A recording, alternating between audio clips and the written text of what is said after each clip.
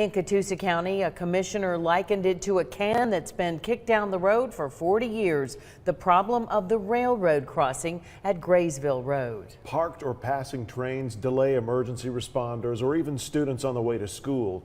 But is the project being used to get a ballot measure passed to get the county more money to spend? Commissioners held a special called meeting this evening.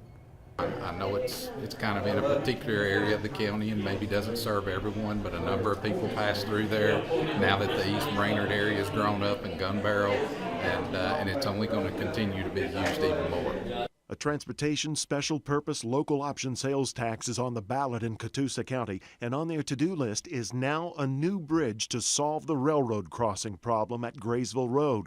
The sheriff says it's needed. I know in the past year there was at least a couple of calls where we were responding emergency and my officers got stopped, and either other cars from other areas of the county had to pick up and try to detour out that way because they were going to hopefully be quicker in getting there. There are two detours. Both eat up precious minutes. One go-around would take emergency crews all the way into Tennessee to get through. At $11 million plus, though, some say it's more than just a big undertaking. Members of Catoosa Citizens for Responsible Government are running an opposition campaign. To them, the proposed bridge was added to gain votes for the T-Splost.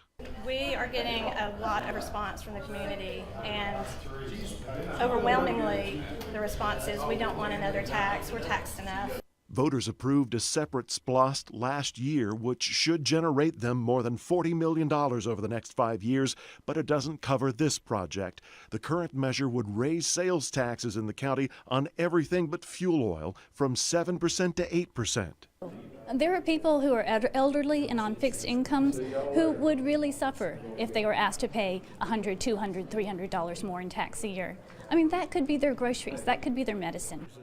It's now up to the voters. If it passes, the chairman said he'll get the ball rolling the day after Election Day. It's a pretty big undertaking for that problem, but you know, what price do you put on emergency assistance and possibly someone's life?